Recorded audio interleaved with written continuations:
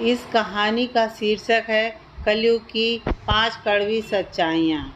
महाभारत के समय की बात है। पांचों पांडवों ने भगवान श्री कृष्ण से कलयुग के बारे में चर्चा की और कलयुग के बारे में विस्तार से पूछा और जानने की इच्छा जाहिर की कि कलयुग में मनुष्य कैसा होगा, उसके व्यवहार कैसे होंगे और उसे मोक्ष कैसे प्राप्त होगा। इन्हीं प्रश्नों का उत्तर देने के लिए भगवान श्री कृष्ण कहते हैं, तुम पांचों भाई वन में जाओ और जो कुछ भी दिखे वह आकर मुझे बताओ, मैं तुम्हें उसका प्रभाव बताऊंगा। पांचों भाई वन में गए। युधिष्ठिर महाराज ने देखा कि किसी हाथी की 2 सूंड हैं। यह देखकर आश्चर्य का पार ना रहा। अर्जुन दूसरी दिशा में गए। वहाँ उन्होंने देखा कि कोई पक्षी है, उसके पंखों पर वेद की ऋचाएँ लिखी हुई हैं, पर वह पक्षी मुर्दे का मांस खा रहा है। यह भी आश्चर्य है। भीम ने तीसरा आश्चर्य देखा कि गाय ने बछड़े को जन्म दिया है और बछड़े को इतना चाट रही है कि बछड़ा लहूलुहान हो जाता है।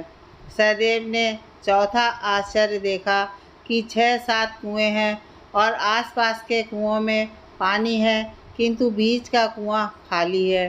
बीच का कुआं गहरा है, फिर भी पानी नहीं है।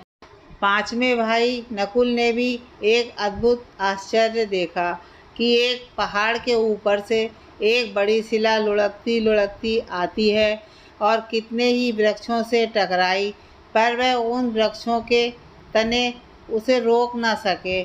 कितनी ही अन्य शिलाओं के साथ टकराई, पर वह रुक ना सकी। अंत में एक अत्यंत छोटे पौधे का स्पर्श होते ही वह स्थिर हो गई। पांचों भाइयों के आश्चर्य का कोई पार नहीं। शाम को वे श्री कृष्ण के पास गए और अपने अलग अलग दृश्यों का वर्णन किया। युधिष्ठिर कहते हैं, मैंने 2 सूंड वाला हाथी देखा तो मेरे आश्चर्य का कोई पार ना रहा। तब श्री कृष्ण जी कहते हैं, कलयुग में ऐसे लोगों का राज्य होगा जो दोनों ओर से शोषण करेंगे, बोलेंगे कुछ और करेंगे कुछ।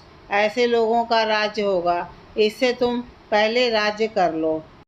अर्जुन ने आश्चर्य देखा कि पक्षी के पंखों पर वेद की ऋचाएँ लिखी हुई हैं और पक्षी मुर्दे का मांस खा रहा है। इसी प्रकार कलयुग में ऐसे लोग रहेंगे जो बड़े बड़े पंडित और विद्वान कहलाएंगे, किंतु वे यही देखते रहेंगे कि कौन सा मनुष्य मरे और हमारे नाम से संपत्ति कर जाए।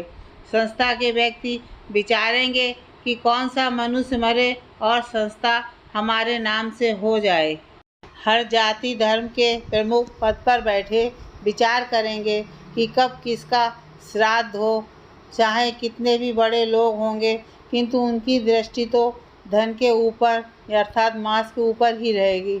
ऐसे लोगों की बहुतायत होगी जो परधन को हरने और छीनने को आतुर होंगे और कोई कोई बिरला ही संत पुरुष होगा।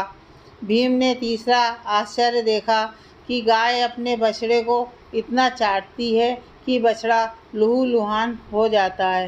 कलयुग का आदमी शिशुपाल हो जाएगा, बालकों के लिए इतनी ममता करेगा कि उन्हें अपने विकास का अवसर ही नहीं मिलेगा। किसी का बेटा घर छोड़कर साधु बनेगा तो हजारों व्यक्ति दर्शन करेंगे, किंतु यदि अपना बेटा साधु बनता होगा तो रोएंगे कि मेरे बेटे का क्या होगा। इतनी सारी ममता होगी कि उसे मोह माया और परिवार में ही बांध कर रखेंगे और उसका जीवन वहीं खत्म हो जाएगा। अंत में बेचारा अनाथ होकर मरेगा। वास्तव में लड़के तुम्हारे नहीं हैं, वे तो बहुओं की अमानत हैं। लड़कियां जमाइयों की अमानत है और तुम्हारा ये शरीर मृत्यु की अमानत है। तुम्हारी आत्मा परमात्मा की अमानत है। तुम अपने शाश्वत संबंध को जान लो बस।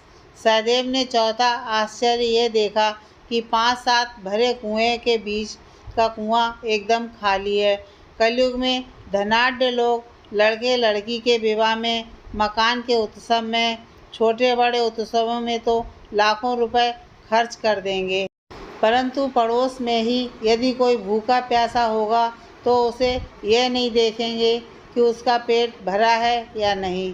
दूसरी ओर मौज मस्ती में शराब कबाब फैशन और व्यसन में पैसे उड़ा देंगे, किंतु किसी के दो आंसू पोंछने में उनकी रुचि नहीं होगी, और जिनकी रुचि होगी उन पर कलयुग का प्रभाव नहीं होगा, उन पर भगवान का प्रभाव होगा। पांचवा आश्चर्य यह था कि एक बड़ी चट्टान पहाड़ पर से लुढ़की, वृक्षों के तने और चट्टानें उसे रोक ना पाईं, किंतु एक छोटे से पौधे से टकराते ही वह चट्टान रुक गई। कलयुग में मानव का मन नीचे गिरेगा, उसका जीवन पतित होगा। ये पतित जीवन धन की शिलाओं से नहीं रुकेगा, ना ही सत्ता के वृक्षों से रुकेगा, किंतु हरि नाम के एक छोटे से पौधे से, हरि कीर्तन के एक छोटे से पौधे से मनुष्य का पतन होना रुक जाएगा।